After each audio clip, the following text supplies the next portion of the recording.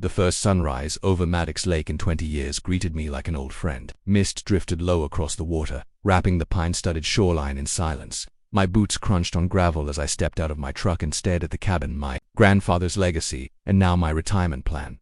After decades of service and 3 deployments, I wasn't looking for drama, just solitude, fishing a place where I could breathe without being told when.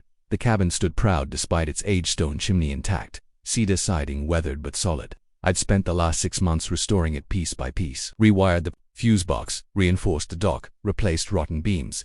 This wasn't just a property, it was a return to something real. Then she arrived. Screeching tires announced her Lexus before I even heard her heels strike the dirt. "Excuse me," a shrill voice snapped behind me. "You can't be here." I turned slowly. A woman in her 50s, bob cut dyed the color of overripe cherries, clutched a clipboard like a gavel. Her sunglasses were comically large, hiding whatever expression she wore, but her posture screamed hostility. "Morning," I replied, setting down a box of tools. "I'm Karen Walton," she said, as if the name carried royal weight. "President of the Lakeview Estates HOA." I nodded. "Well, Ms. Walton, this land isn't part of Lakeview Estates," she snorted. "You're bordering the lake, aren't you? That puts you under the HOA's jurisdiction.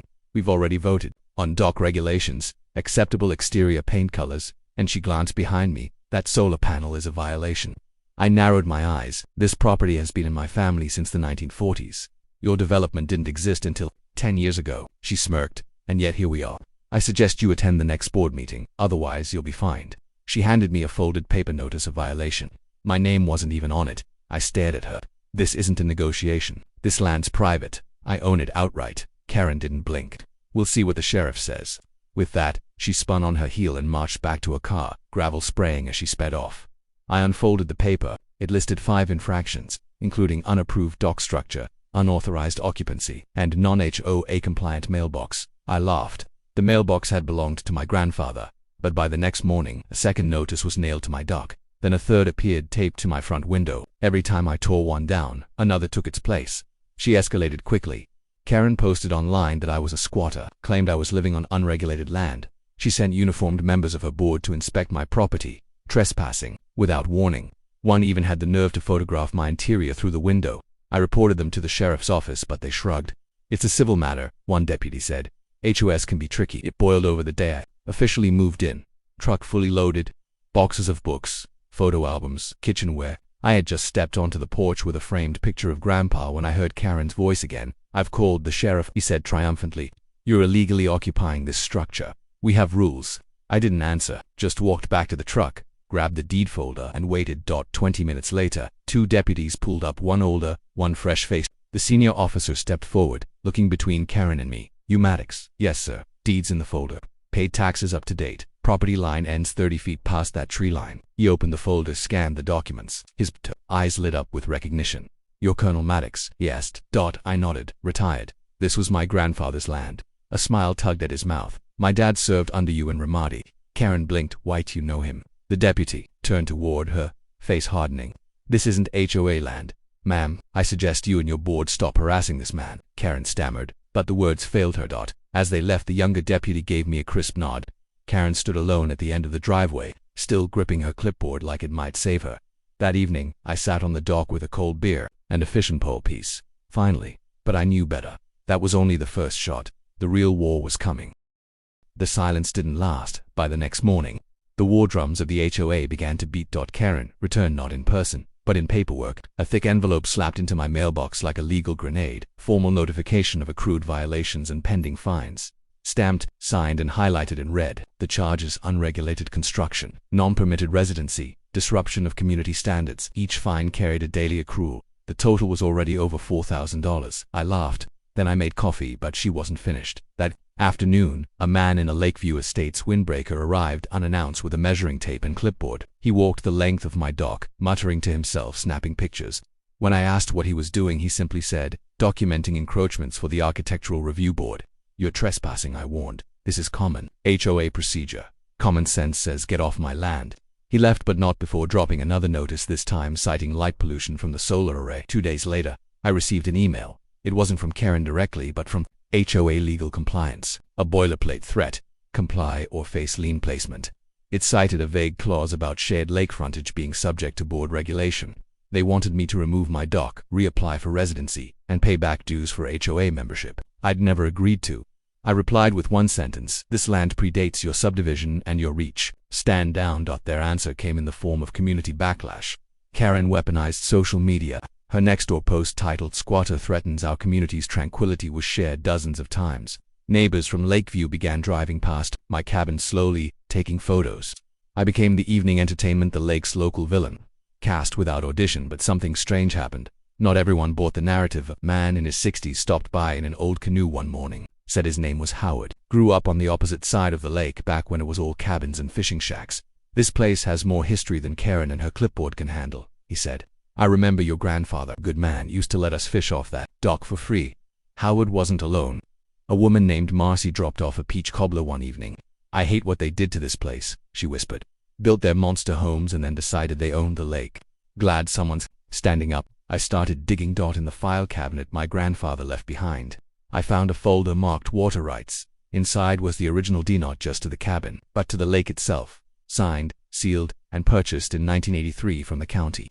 The language was ironclad: full ownership of the lake known as Maddox Lake and all land within 100 feet of the shoreline. I blinked. I didn't just own the cabin, I owned the lake, the very body of water the Lakeview HOA had claimed as their centerpiece. Hosting regattas, 4th of July barbecues, and community fishing derbies was mine. My hands trembled with a strange mix of awe and anger. Karen's harassment, her fines, her threats of removal had been built on a bluff. She had no legal claim, no jurisdiction, and soon, no access. I called a lawyer the next morning. "Mr. Maddox," he said after reading the documents, "they're in serious violation. Their HOA covenants end where your deed begins. If they've been holding events, building docks, or even using the lake without your consent, they're liable, and you have every right to revoke their access." I stared out the window at the water. Ducks floated lazily across the mirrored surface. A family of 4 paddled by in bright red kayaks. Lakeview residents, no doubt laughing and waving as if nothing were wrong. But the war was about to turn. Karen thought she could bully a man into submission. She didn't realize I'd been trained to withstand much worse. This wasn't about a dock, it was about principle. And now, with the law behind me and the deed in my hands, the time for playing defense was over. It was time to strike back. Karen didn't take the cease and desist seriously at first. That 3 days after my lawyer sent it to the Lakeview Estates HOA, I spotted children paddling a bright yellow canoe across the lake, followed by 2 pontoon boats loaded with lawn chairs and coolers. I watched them from my dock, arms crossed, the legal documents resting in a manila folder at my feet. By noon, a group had gathered at the eastern shore. They pitched a pop-up canopy, cranked music, and began setting up grills like it was a sanctioned HOA celebration. It wasn't ignorance, it was defiance. Karen had declared the lake war still hers to win, so I responded the only way the law allows, with enforcement.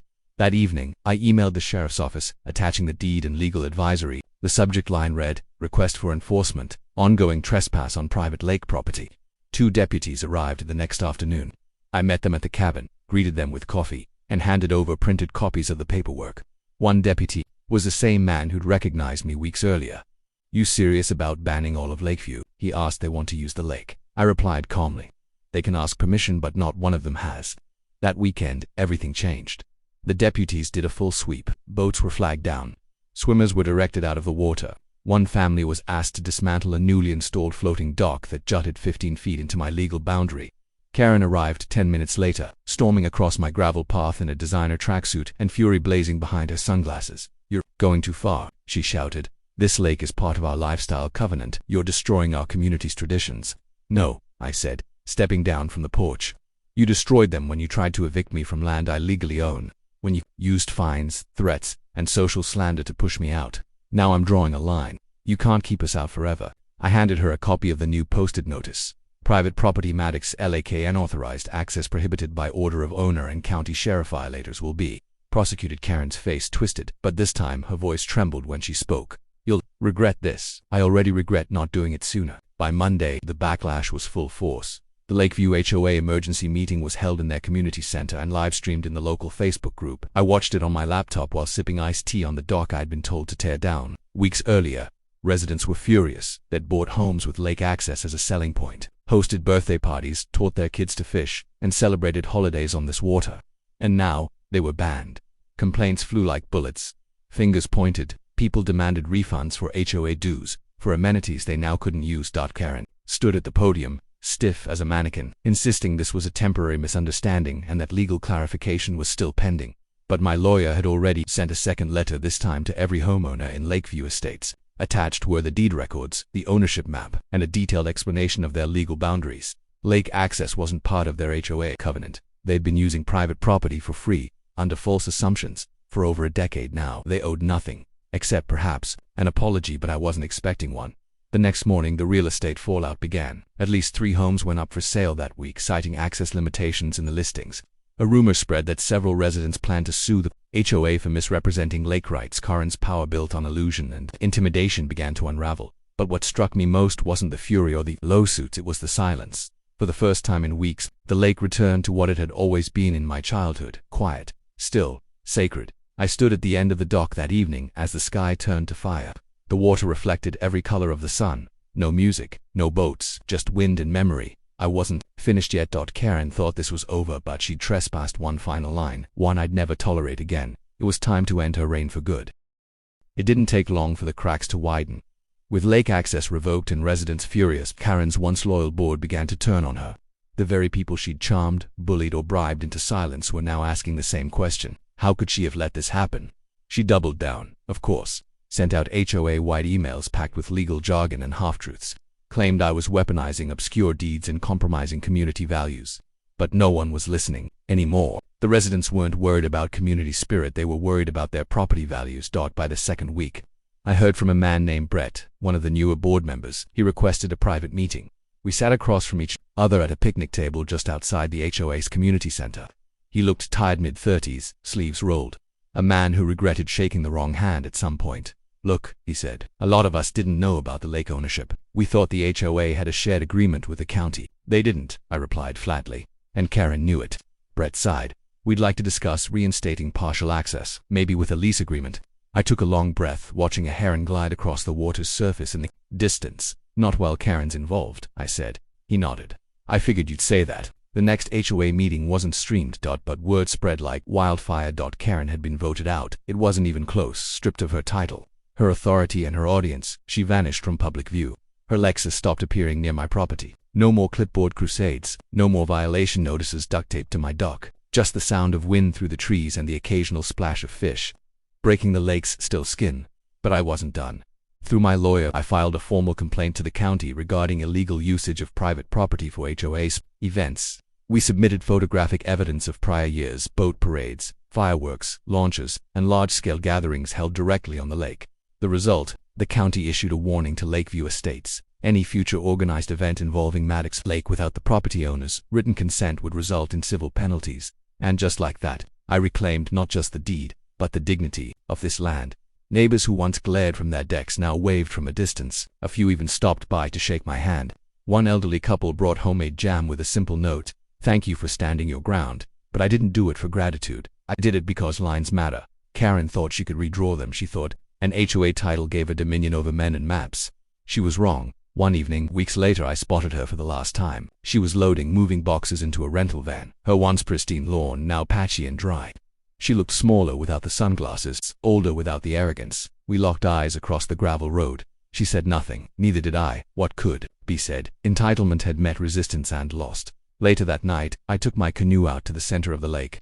The stars above were mirrored in the glassy water. No boats, no noise, just peace, the kind you fight for and keep. I looked around and saw what my grandfather must have seen all those years ago: a place worth protecting. Even when the enemy isn't an army but a board meeting in khakis and pearls. I dipped my paddle, let the canoe drift. The lake was mine again, not because I claimed it, but because I defended it.